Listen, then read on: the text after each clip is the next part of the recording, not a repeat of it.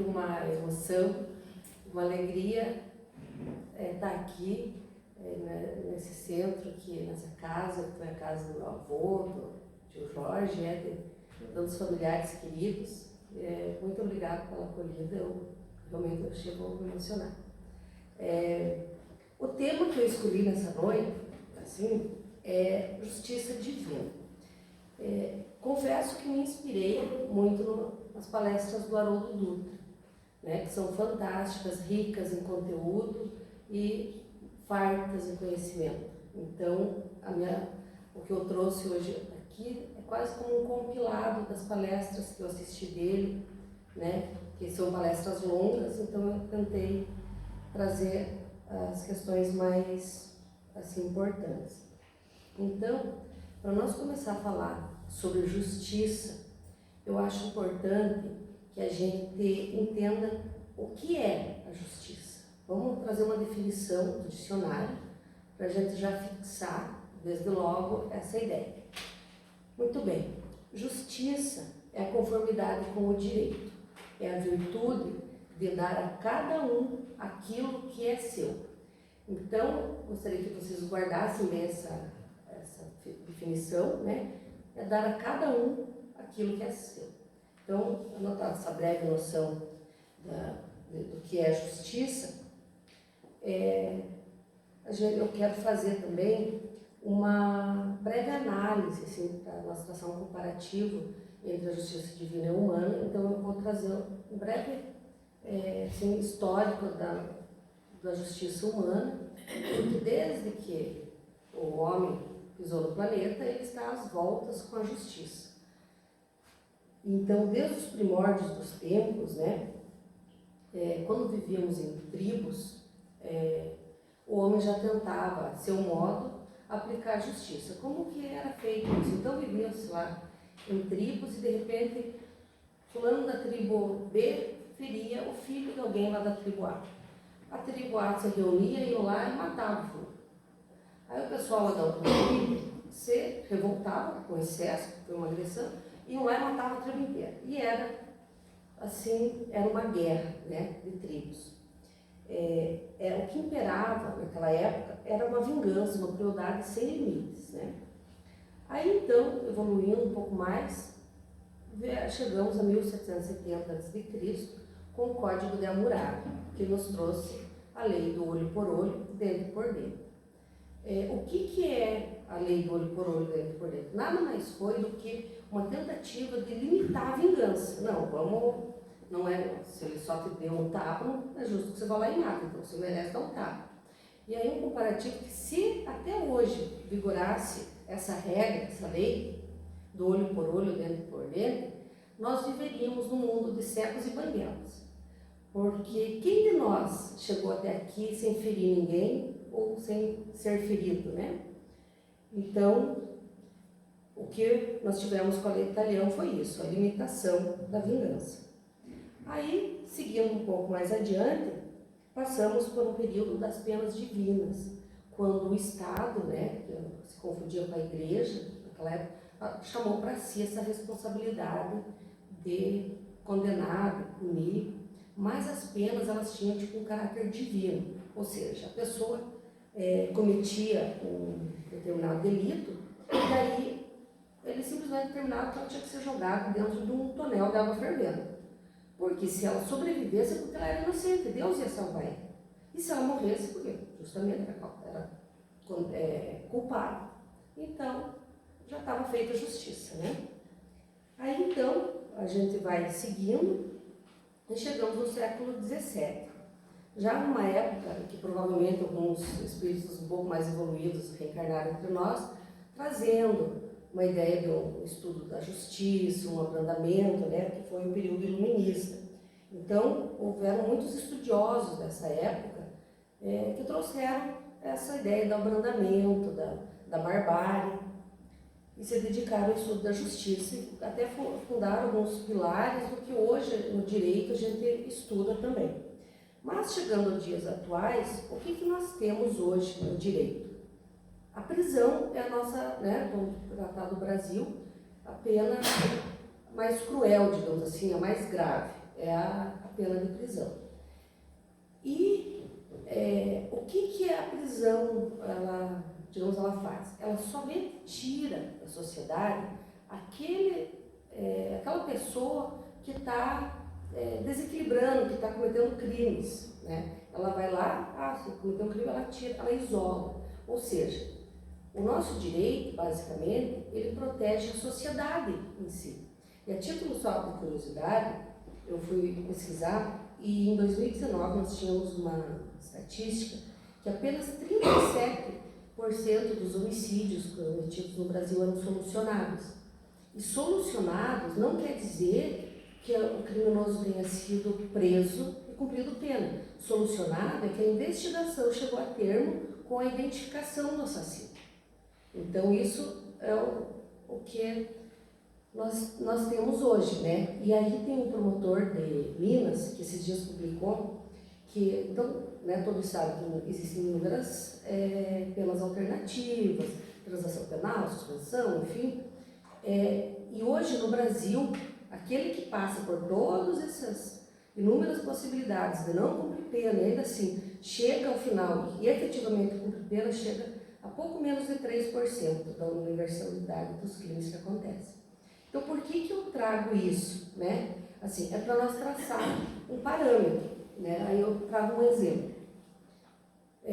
Um homem invade uma casa onde tem uma criança e uma mãe lá dentro, coloca essas duas pessoas como reféns, pinta e borda, rouba, e no final, não satisfeito, eu saio de lá, mata, dá um tiro nessa mãe, um tiro nessa criança. E aí, ele é efetivamente identificado, processado e é preso. Então, nós vamos dizer, foi feita a justiça. Mas que justiça foi feita, de fato, com a prisão desse assassino? A sociedade foi protegida. Por quê? Porque ele foi retirado do meio social, ele é um elemento nocivo para a sociedade. Mas que justiça foi feita para essa mãe, para essa criança, para esse marido que perdeu a família? Né? Então, eu trago isso só para a gente ter essa noção do quanto a nossa justiça, né, material, digamos assim, a justiça humana, ela está longe da justiça divina, né? Porque ela não resolve as questões fundamentais. Ela, né, como eu disse, ela isola o criminoso, mas ela não restaura o equilíbrio, o status quo, a situação anterior, né, daquele crime, antes de acontecer aquele crime. Ela não traz de volta aquele que se foi, ela não restaura os movimentos daquele que ficou paraplégico em razão de uma agressão. Enfim, a justiça humana, apesar de ela estar ainda em constante, né, progresso, como a gente verifica ali nesse breve histórico que eu fiz, mas ela ainda não possui nenhum elemento que se aproxime da justiça divina, né? E aí, nesse aspecto, que a gente vê o quanto a doutrina espírita é maravilhosa, porque ela nos traz uma concepção mais ampla de justiça. Nós passamos a entender a justiça de uma outra forma. Então, o espiritismo revela uma concepção de justiça ainda mais ampla. A criatura não se encontra simplesmente subordinada ao critério dos penólogos do mundo, categorizados à conta de cirurgiões eficientes no tratamento da extirpação da gangrena social. Cirurgiões eficientes porque aquele elemento doente é extirpado, né, isolado. Quanto mais esclarecida a criatura, tanto mais responsável, entregue naturalmente aos arestos da própria consciência, na terra ou fora dela, toda vez que se envolve nos espinheiros da culpa. Isso aqui é um trecho do prefácio do livro Ação e Reação. Quem diz isso aqui, esse trecho é de Emmanuel, né? Então, para começar a falarmos, vamos adentrar mesmo no tema, para falar de justiça divina, eu acho importante trazer a pergunta do Livro dos Espíritos, né, que Kardec pergunta aos Espíritos o que é Deus. Há pouco o Zé estava conversando com a gente aqui. Então, Deus é a inteligência suprema do universo. Ele é a causa primária de todas as coisas. Significa dizer que ninguém, por mais que passe por todos os estágios, as etapas da evolução, nada se sobrepõe à inteligência divina, à inteligência de Deus. né? Então, mesmo que nós cheguemos ao ápice, a nossa perfeição possível, ainda assim Deus estará acima de nós. Tudo vem dele, porque ele é a causa primária de todas as coisas, e tudo converge para ele, porque ele está no controle de tudo, aguardando pacientemente a nossa evolução. Então Deus, ele nos criou para alcançarmos a perfeição, né? E nós somos um projeto dele. Então a gente queira ou não queira, leve o tempo que levar, um dia nós vamos alcançar essa perfeição, né? Então nós estamos todos destinados a viver uma vida individual harmoniosa e devidamente ajustada com os impositivos da vida universal. E para alcançar isso, quanto tempo vai levar? Nós temos a eternidade. Né? Como diz, não tenhamos pressa, mas também não percamos tempo. Então qualquer coisa que agrida essa harmonia, ela causa um desequilíbrio que necessita ser reparado. Nós estamos no mundo para progredir e a justiça divina é um instrumento que vai nos impulsionar. E qual seria a base dessa justiça, né? Aí Kardec nos traz a resposta no Livro dos Espíritos. Segundo a lei natural, qual a base da justiça? Disse o Cristo: queira cada um para os outros o que quereria para si mesmo. No coração do homem imprimiu Deus a regra da verdadeira justiça, fazendo que cada um deseje ver respeitados os seus direitos. Na incerteza de como deva proceder com seu semelhante em dada circunstância, trate o homem de saber como quereria que com ele procedesse em circunstância idêntica. Guia mais seguro do que a própria consciência, não lhe podia Deus haver dado. Então, Deus escreveu as suas regras na nossa consciência, sua lei moral está esculpida na nossa consciência. E para que as nossas ações estejam de acordo com a lei, basta que sempre nos indaguemos se aquilo que nós estamos fazendo é algo que nós gostaríamos que os outros nos fizessem. E aí, como saber, né, se aquilo que nós estamos fazendo está de acordo com o que Deus espera de nós? Aí eu trago um conceito desenvolvido por Immanuel Kant, que foi um filósofo alemão, que ele criou a ideia do imperativo categórico. O imperativo categórico diz o seguinte: age como se a máxima da tua ação devesse ser transformada em lei universal da natureza. Ou seja, antes de agir, antes de tomar uma decisão, a gente deve se perguntar: e se todas as pessoas do mundo fizerem o que eu estou fazendo? Vai ser bom ou vai ser ruim? Um exemplo simples. Eu estou mascando um chiclete e resolvo jogar esse chiclete na rua. Como seria o mundo se todas as pessoas do mundo jogassem os seus chicletes na rua? Né? Então, essa é uma fórmula simples para que a gente tenha essa consciência. Então, fazendo essa reflexão, a gente começa a perceber que a gente faz parte de um todo. As nossas ações não são isoladas. Né? Dentro da nossa esfera de atuação, nós devemos agir sempre com responsabilidade. Cada um de nós é responsável pelo equilíbrio universal. E o que vale dizer? Que dentro da nossa esfera de atuação, dentro da nossa família, no desempenho do trabalho, no trato com os colegas, na vida em sociedade, Deus conta conosco para a manutenção do equilíbrio dessa vida universal. Né? Veja como é grandiosa essa percepção, a gente perceber que ninguém é ínfimo na criação, Deus não é indiferente a ninguém. As mínimas atitudes que tenhamos interferem nesse equilíbrio, né, universal. E todo o desequilíbrio ele precisa ser restaurado. Então, até o Haroldo nos dá esse exemplo, é como se nós vivêssemos num condomínio universal com Deus. Como se fosse um grande prédio, Deus é o dono do prédio, Deus escreveu as regras do condomínio e cada um de nós tem um apartamentinho nesse prédio. Então, ali dentro do que é nosso, da nossa casinha, nós temos que agir com responsabilidade. Porque se eu soltar uma bomba dentro do meu apartamento, eu vou afetar toda a estrutura do prédio. E assim nas pequenas coisas, se eu deixar o lixo para fora, né? Então, é muito grandiosa essa percepção que a gente passa a se sentir realmente criaturas divinas, né? Porque a gente é condômino com Deus. Ele espera de nós. Tudo que nós fazemos, para Ele tem importância, né? Para Ele, para nós, é o equilíbrio universal. Então, nesse ponto, nós encontramos a justiça divina como um mecanismo sublime para a nossa evolução. E o objetivo primordial da justiça divina é sempre a reparação e a educação. É reparar o desequilíbrio que aconteceu e restaurar aquele que causou o desequilíbrio. Não basta reparar o desequilíbrio, é preciso que eu aprenda para não fazer de novo, né? Por isso, basicamente é assim, é ressarcir a vítima, devolvendo o equilíbrio, e restaurar o agressor, harmonizando com a vida universal. Por isso que nós jamais devemos aceitar, gente, a ideia de punição. Não existe. Quando se fala em justiça divina, não existe punição, né? Porque Deus, Ele é amor, e a justiça divina, o que ela nos faz, é nos pacificar e nos purificar. Tá?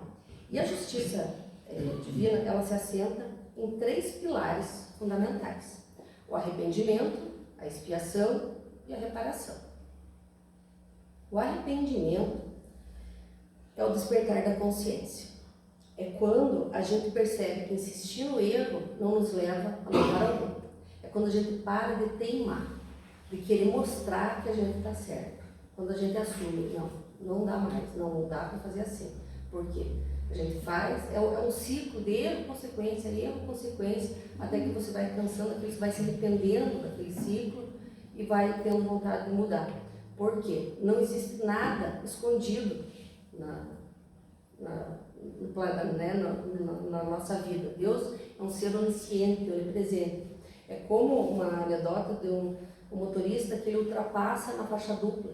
Eu terminar a ultrapassagem, ele dá de cara com o guarda, e o guarda chega, mas meu senhor, o senhor não viu a faixa dupla? A faixa dupla eu não vi, foi o senhor. E às vezes nós agimos assim com Deus, né? A gente faz o erro como se Deus não estivesse nos vendo, né?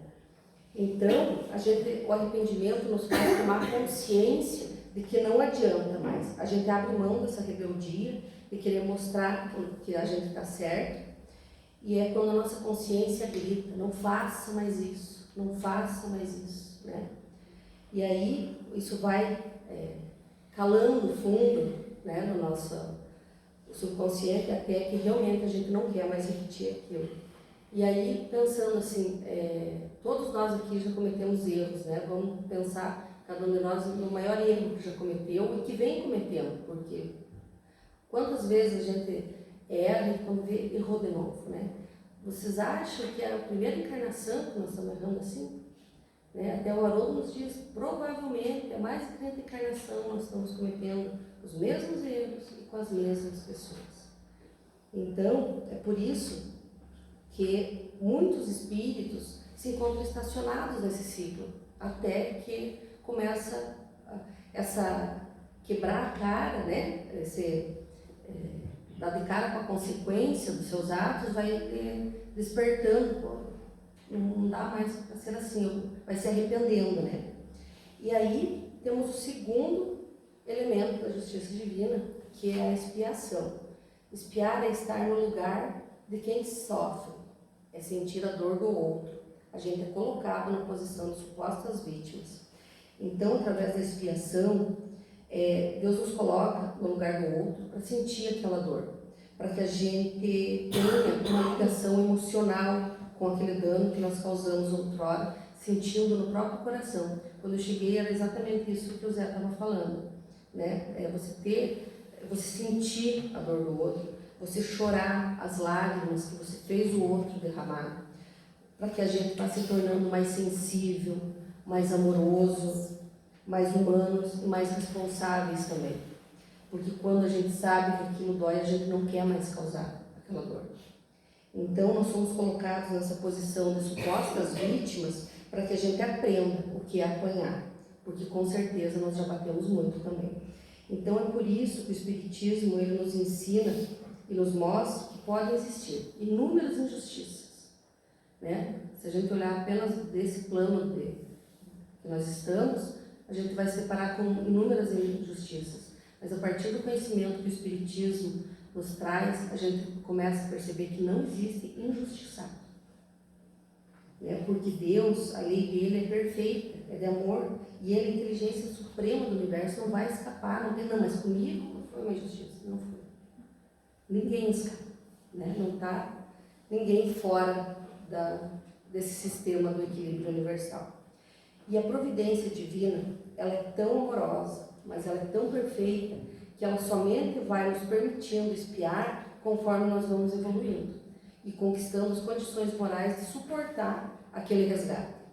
Então, é aquela coisa assim como um credor, que a gente sabe que a gente deve para ele, mas ele espera a gente trabalhar, a gente juntar, a gente ter condição de ir lá e saldar aquele débito. Então, Deus faz isso conosco, ele sabe o que nós já temos condição de quitar, e assim ele vai liberando aos poucos as nossas promissórias. Então existem dívidas que ficam congeladas por séculos, até que a gente consiga ter a envergadura moral, a condição de resgatar. É o exemplo, às vezes, daquelas pessoas que a gente conhece que são só amor, só bondade e só sofrimento também. Outro exemplo que eu me recordo agora do Jerônimo Mendonça, que já faleceu aos 30 e poucos anos, era um palestrante espírita, que aos 17 anos ele começou a desenvolver uma doença degenerativa e ele acabou ficando cego e tetraplégico numa cama que era no formato de um W. E ainda nessa condição ele viajou o Brasil inteiro fazendo palestras. E aí tem-se a notícia que era um débito muito grande de um tempo que ele tinha sido, acho que, imperador no Egito, não sei se imperador, enfim, mas que ele tinha vivido no Egito. E ele tinha, aí, só agora ele tinha conseguido reparar, ele se dispôs e conseguiu isso. Então, Deus também, ele é tão perfeito que muitas vezes, se nós não estamos dando conta de resgatar aquilo, ele dá uma aliviada. Claro que não basta pedir, a gente precisa merecer. Então, a justiça divina, ela alivia a prova conforme o nosso merecimento. Bezerra de Menezes, numa mensagem psicografada pelo Chico, diz o seguinte, que quando a justiça divina bate na nossa porta e nos encontra no serviço ao próximo, manda a lei que o resgate seja suspenso. E por que isso? Porque a justiça não quer nos punir, ela quer nos transformar. Então, ela quer nos educar. E aí Jesus dizia, que o amor cobre uma multidão de pecados. Se nós já tivéssemos a condição de amar da forma como Jesus nos ensinou, nós não precisaríamos da dor. Mas a gente ainda sofre porque a gente é incapaz de amar. Então, e o terceiro elemento é a reparação. A lei divina, como eu já disse, ela não pune. O propósito dela é educar o agressor através do arrependimento e da expiação e restaurar o equilíbrio através da reparação. Cada centímetro do mal causado vai ser reparado. Não vai ficar nada para trás. Então, a reparação é devolver, restituir, reequilibrar. Aí eu trouxe alguns exemplos, quero passar alguns exemplos para a gente conseguir visualizar melhor. Numa determinada encarnação, uma pessoa ludibria seu vizinho e fica com todos os bens dele. Como a gente sabe que no passado acontecia isso, pega os imóveis, deixa aquela pessoa na miséria, ela acaba falecendo e a pessoa ficou com os bens dela. Aí, nessa existência, vem esse cidadão e honestamente trabalha, com esforço, constrói um patrimônio imenso, e na hora que ele vai começar a usufruir desse patrimônio, ele morre, ele desencarna, deixando tudo aquilo para o filho. Quem era o filho? Era aquele que lá no passado, o que ele fez só? Ele reconstruiu e devolveu. Outro exemplo, você se envolve com uma pessoa, promete a ela amor, fidelidade, os mais lindos sonhos românticos, e sem mais aquela você se desencanta dela e larga. E essa pessoa não tem condição psicológica de suportar aquela rejeição e acaba se desequilibrando emocionalmente a ponto de comprometer o seu perispírito. aí na outra encarnação, lá vem você recebendo aquele filho, aquela filha, com algum problema psicológico, algum problema mental, para que você ajude a restaurar aquele equilíbrio emocional que em outra existência você desequilibrou, né? Então, a justiça divina, ela, por mais que nós imaginemos 1001 hipóteses, nós nunca vamos alcançar, porque Deus é a inteligência suprema, Ele tem formas inimagináveis de corrigir e de nos fazer reparar, né? Então, como que a justiça divina, né? Então nós sabemos que temos que reparar, temos que espiar, e como que ela realmente ela se manifesta, ela se aplica, né, na nossa existência, através de dois grandes instrumentos, que é o tempo e a reencarnação. O tempo, ele tudo desgasta, ele tudo corrige, ele muda as nossas percepções, ele nos ajuda a aprender, a esquecer, a perdoar.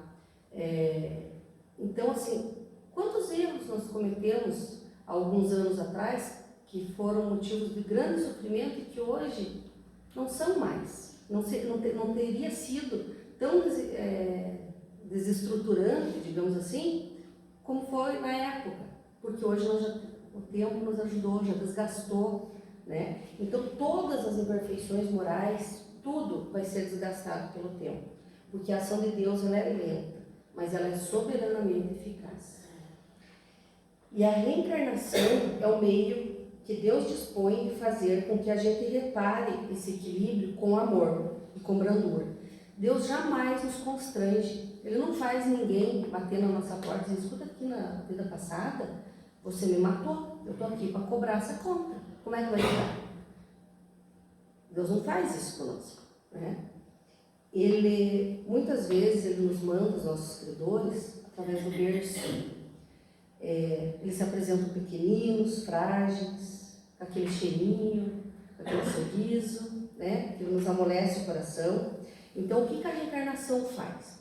A reencarnação, ela dilui nos laços do amor os laços do ódio, do passado. E muitas vezes os nossos credores são os nossos colegas, os nossos vizinhos, os nossos companheiros de alguma determinada ocasião da vida, são necessitados que batem às vezes na nossa porta. Não existe um padrão, né? Cada história, cada reparação, ela é única.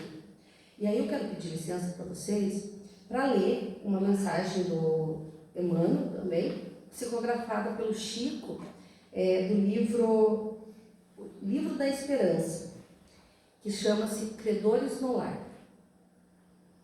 Então, no devotamento dos pais, todos os filhos são joias de luz. Entretanto, para que compreendas certos antagonismos que te afligem no lar, é preciso saibas que, entre os filhos companheiros que te apoiam a alma, surgem os filhos credores, alcançando-te a vida por instrutores de feição diferente. Subtraindo-te ao choque de caráter negativo no reencontro, preceitua a bondade divina, que a justiça divina e a reencarnação funcionam, reconduzindo a tua presença através do berço dos teus credores.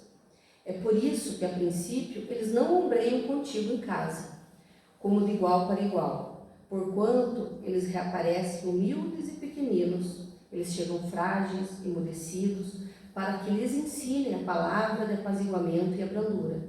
Eles não te rogam a liquidação dos débitos, na intimidade do gabinete, mas sim eles procuram teu colo para uma nova fase de entendimento. Eles respiram teu hálito e escoram-te em tuas mãos, instalando-te em seus passos para a transfiguração do próprio destino. Embora desarmado, controlam teus sentimentos. Não obstante dependerem de ti, eles alteram-te as decisões com um simples olhar. De doces inspiradores do carinho, passam com o tempo a condição de examinadores da tua estrada. Governam teus impulsos, fiscalizam teus gestos, observam teus companhias e exigem-te as horas. Reaprendem na escola do mundo com o teu amparo. Todavia, à medida que se desenvolve no conhecimento superior, transformam-se em inspetores intransigentes do teu grau de instrução. Muitas vezes você chora e sofre, tentando adivinhar os pensamentos para que eles percebam os teus testemunhos de amor.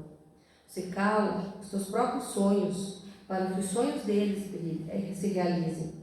Apaga-te pouco a pouco para que brilhem no teu lugar. Recebe todas as dores que te impõem a alma com um sorriso nos lábios, conquanto te machuca o coração. E nunca possui o bastante para brilhantar-lhes a existência, de vez que tudo lhe dá de ti mesmo, sem faturas de serviço nem notas de pagamento.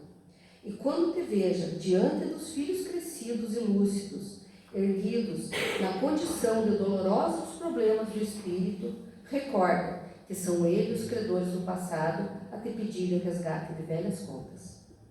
Busca auxiliá-los e sustentá-los com abnegação, com ternura, ainda que isso te custe todos os sacrifícios, porque no justo instante em que a tua consciência te afirmar que você tudo fez, que tudo você efetuou para enriquecê-los de amor, de educação, de trabalho, de dignidade e alegria, então neste momento você terá conquistado em silêncio o luminoso certificado da tua própria libertação. Eu achei fantástica essa mensagem, né? Então ela nos traz a forma como a reencarnação, como a justiça divina realmente ela se opera. Então, a gente percebe que essas ferramentas sublimes de Deus, elas consertam tudo que um dia foi estragado, elas harmonizam tudo que um dia foi desarmonizado. E antes que vocês fiquem um pouco aborrecidos, achando, meu Deus, mas a vida é só reparação, é só expiação, arrependimento, não. Eu vou trazer também uma boa notícia para vocês. E a boa notícia é que nós não nascemos só para ajustar, nós nascemos também para construir o amanhã. Porque se o nosso passado foi de erro, o nosso futuro pode ser de acerto. E nós estamos exatamente no meio do caminho. Porque se a metade do caminho foi sofrer, a outra metade é não repetir. E nós podemos a qualquer momento recomeçar, fazer diferente. Nós estamos diante desse desafio, que é mudar, é fazer escolhas melhores. E essa é a maior prova do amor e da bondade de Deus. Porque a todo instante Ele nos permite recomeçar, reconstruir. Deus, Ele é tão bom, Ele faz tudo por nós. Quando a gente começa a perceber essa mecanismo de justiça divina, chega a nos aquecer o peito, assim, de constatar a bondade de Deus, que tudo faz por nós. Mas tem uma única coisa que Deus não faz, que é escolher por nós. Ele respeita o nosso livre-arbítrio. Ele é um Pai bondoso demais. Então, a única coisa que Ele não faz é escolher por nós. A escolha é sempre nossa. E é por isso que nós temos tanta coisa para resgatar. Né? Então, essa é a maravilha do Espiritismo, né? Que nos traz esse entendimento. E eu quero trazer aqui essa também parte do prefácio de Emmanuel, do mesmo livro Ação e Reação, que diz assim, falando da doutrina espírita, né? Os princípios codificados por Allan Kardec abrem uma nova era para o espírito humano, compelindo a auscultação de si mesmo no reajuste dos caminhos traçados por Jesus ao verdadeiro progresso da alma.